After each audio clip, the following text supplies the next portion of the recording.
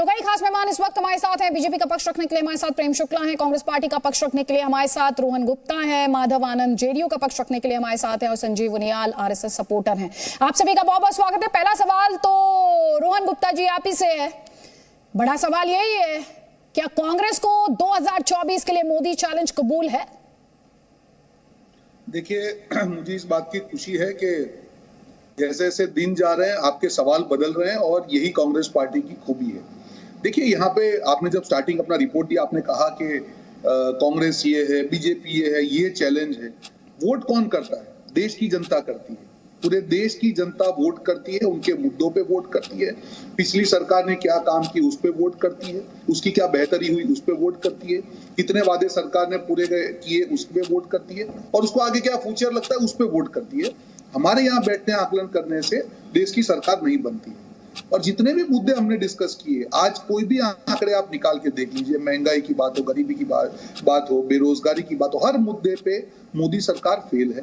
ये आंकड़े हमारे सामने, इसमें हमको कुछ छुपाने की बात नहीं। उनकी मजबूरी है कि उनको गोल पोस्ट को बदलना पड़ता है, नए नए मुद्दों पे बात करनी पड़ती है, क्योंकि जिस मुद्दे पे वो लोग चुन के आए हैं, एक भी मुद्दे पे देश की जनता को वो कहीं पे भी एक भरोसा नहीं दिला पाए हैं कि हाँ ये सरकार ने उनके लिए कुछ किया है। तो हमारे लिए जब देश की जनता हमारे साथ में है और हम लोग जब मिलकर लड़ेंगे तो मुझे विश्वास है कि देश की जनता का विश्वास हमको मिलेगा। ठीक है, जब आप मिलकर लड़ेंगे, आप जब ये बात कहते हैं रोहन गुप्ता, तो आप क्या अपनी पार्टी के भीतर कहते हैं, क्या आप विपक्ष के बारे में कहते हैं? सवाल पर मैं लौटूंगी। अभी 1 मिनट का जो वक्त था आपको शुरुआती कमेंट के लिए वो खत्म हो गया। प्रेम शुक्ला जी, इन इलेक्शन के बाद एक बात तो साफ है कि आप बार बार आप परिवारवाद नहीं चिल्ला पाएंगे। देखिए, परिवारवाद समाप्त कहां हो रहा है? अभी भी राहुल गांधी के पास कौन सा पद है कि सारा कांग्रेस उनके नेतृत्व में टहल रहा है? राहुल गांधी तो 2019 में चुनावों की दारुण पराभव के बाद पद त्याग कर भाग खड़े हुए थे, लेकिन कांग्रेस उनको छोड़ नहीं रही है। फिर श्रीमती सोनिया गांधी, वो 2 वर्षों से अंतरिम वर्ष अध्यक्ष रही। आज भी जो है श्रीमती सोनिया गांधी, श्रीमती प्रियंका वाड्रा और श्रीमान राहुल गांधी, इन 3 त्रिमूर्तियों को छोड़कर क्या जो भी कांग्रेस का अध्यक्ष होगा, चाहे मल्लिकार्जुन खड़गे हो, चाहे शशि तरूर हो, क्या वह कांग्रेस का संचालन स्वतंत्र रूप से करने में समर्थ है? क्या रोहन गुप्ता जी उनको स्वीकार करेंगे?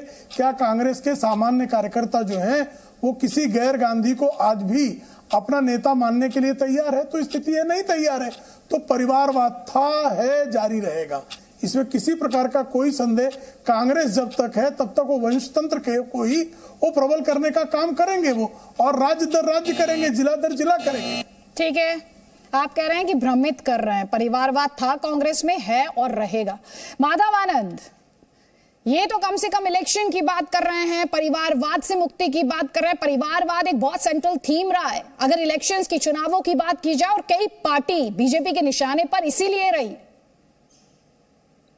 देखिए अदिति जी, कांग्रेस के स्थापना के 137 साल के इतिहास को देखा जाए तो जहां तक मेरा अनुभव और जहां तक मेरा नॉलेज है, 137 साल में 6ठी बार और 1998 के बाद पहली बार जो है प्रेसिडेंट के लिए चुनाव जो है हो रहा है और लोकतांत्रिक ढंग से हो रहा है। कल 4 बजे तक जैसे वोट जैसे डाले गए और आज जो है सारे जैसे पेटी आ जाएंगे। फिर मतगणना भी 19 तारीख को होनी है और एक नया अध्यक्ष भी मिल जाएगा। लेकिन आपने बड़ा अच्छा प्रश्न पूछा, क्या नया प्रेसिडेंट जो है मुकाबला कर सकते हैं आदरणीय प्रधानमंत्री श्री मोदी जी से? मेरा इसका सीधा जवाब है, कोई भी प्रेसिडेंट बने, जब तक पूरा विपक्ष एकजुट नहीं होगा, तमाम मतभेदों को भुलाकर अगर विपक्ष एकजुट हो जाएगा तो निश्चित रूप से आदरणीय प्रधानमंत्री जी को और बीजेपी को कड़ी चुनौती जो है मिलने का काम हम लोग देने का काम करेंगे। अब जितने मतभेद है, जितने सारे देश में इश्यूज हैं, चाहे महंगाई की बात हो, बेरोजगारी की बात हो, अंतर्राष्ट्रीय जो है पॉलिसी की बात हो, चाहे देश की आर्थिक स्थिति की बात हो, उद्योग व्यवस्था लगाने की बात हो, जीएसटी का मैटर हो, ये तमाम ऐसे मुद्दे हैं। अगर मुद्दों पे चुनाव लड़ा जाए तो निश्चित रूप से ठीक है, मुद्दों पर चुनाव लड़ा जाए, लेकिन विपक्ष की एकता तो अभी जब राष्ट्रपति पद के लिए चुनाव हुए या फिर जब उपराष्ट्रपति पद के लिए चुनाव हुए तब साफ तौर पर दिखाई दी, विपक्ष खंडित दिखाई दिया, एक साथ नहीं खड़ा हुआ। तो वहां से तो सवाल उठे और आप ये कह रहे हैं कि 2024 में विपक्ष अगर एक साथ लड़े ये अगर जो है, क्या ये मुमकिन है? राहुल गांधी के चेहरे को लेकर ममता बनर्जी को ऐतराज है, इसके अलावा अखिलेश यादव अपनी लाइन कहते रहे हैं, अरविंद केजरीवाल अपना राग गाते हैं। ऐसे में जो बटा हुआ विपक्ष है, इसकी लाइन है क्या, इसे लेकर सवाल है। हमारे साथ संजीव उनियाल भी है। संजीव उनियाल, सवाल सिंपल है। कांग्रेस पार्टी जिस पर लंबे अरसे तक ये आरोप लगे कि गांधी परिवार जो है वो कंट्रोल करता है, पूरे तरीके से कंट्रोल अपने पास रखा है, परसेप्शन वाइज अगर बात की जाए तो ये इलेक्शन करा के उस परसेप्शन को तो तोड़ दिया कांग्रेस पार्टी ने।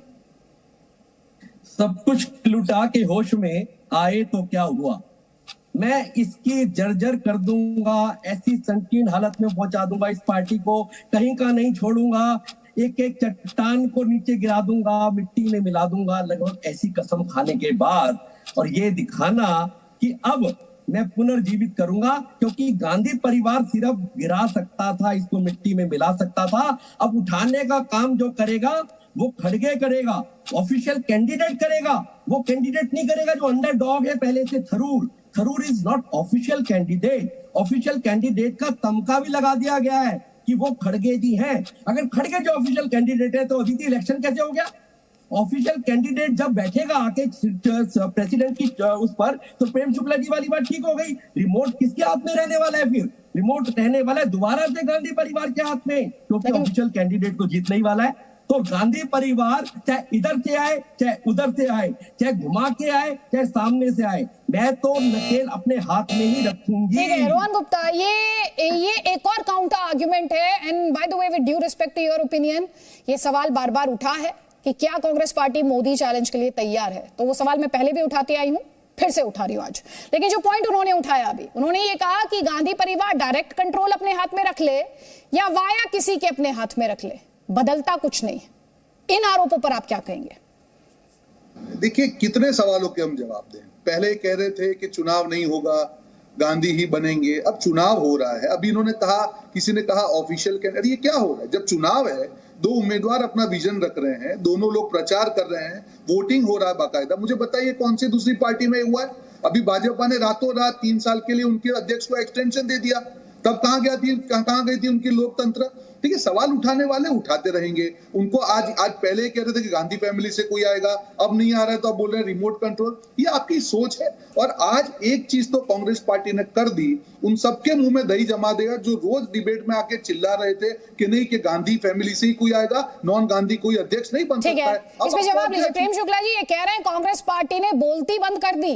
पहले कहते थे गांधी ही होगा अगला प्रेसिडेंट, नहीं बना गांधी, गैर गांधी कोई आएगा। अब ये कह रहे हैं कि हमारी पार्टी में तो आंतरिक लोकतंत्र है, आपकी पार्टी में आंतरिक लोकतंत्र का क्या? आपका जवाब जी। अच्छा, ये कौन सा आंतरिक लोकतंत्र है? 137 साल में सिर्फ 6 बार चुनाव।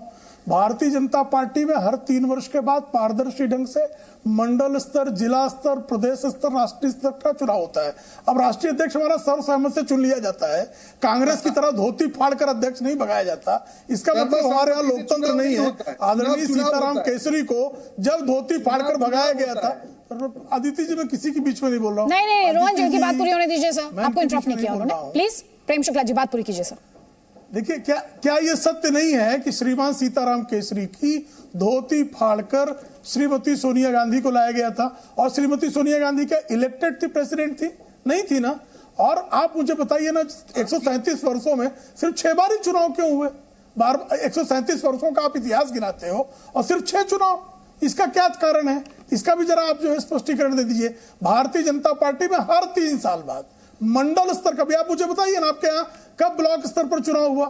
आपके जो पीसीसी प्रेसिडेंट, जो पीसीसी के आपके डेलीगेट्स आए हैं, इनको किसने चुना है? और वो चुनाव की पारदर्शी प्रक्रिया कहाँ है? कौन चुनाव अधिकारी था? जरा बताइए मुझे। ठीक है, जवाब लीजिए। रोहन गुप्ता ये कह रहे हैं हमको, ये सिर्फ सिंबलिज्म है। अगर एक शब्द में यूज करना चाहूं तो ये कह रहे हैं सिंबलिज्म है बस। हमको वो लोग सवाल पूछ रहे हैं कि अभी जिन्होंने रातों रात 3 साल का एक्सटेंशन दे दिया, अब ये नया देखिए, इनकी परिभाषा देखिए, सर्वसम्मति से चुन लिया क्या? अरे भैया, चुनाव हुआ क्या? आपने नॉमिनेशन की डेट करी, आपके वहां नहीं, बीच में मत बोलिए, आप बीच में मत बोलिए। क्या आपके वहां कोई इंडिपेंडेंट इलेक्शन कमिश्नर है? हमारे वहां पे है। क्या आपने चुनाव की प्रक्रिया को घोषित किया? हमने किया। क्या आपने नॉमिनेशन इतने दिन तक कोई भी फाइल कर सकता है? आपने डिक्लेयर किया? हमने किया। आप नॉमिनेशन वापस ले सकते हैं? आपने डिक्लेयर किया? हमने किया। चुनाव की तारीख आपने घोषणा की? हमने की। तो ये तो प्रक्रिया है। सर्वसम्मति क्या होता है? ये तो बंद बैठ के दो लोग रिमोट कंट्रोल दबाएंगे और रात को 3 साल का एक्सटेंशन मिल जाएगा।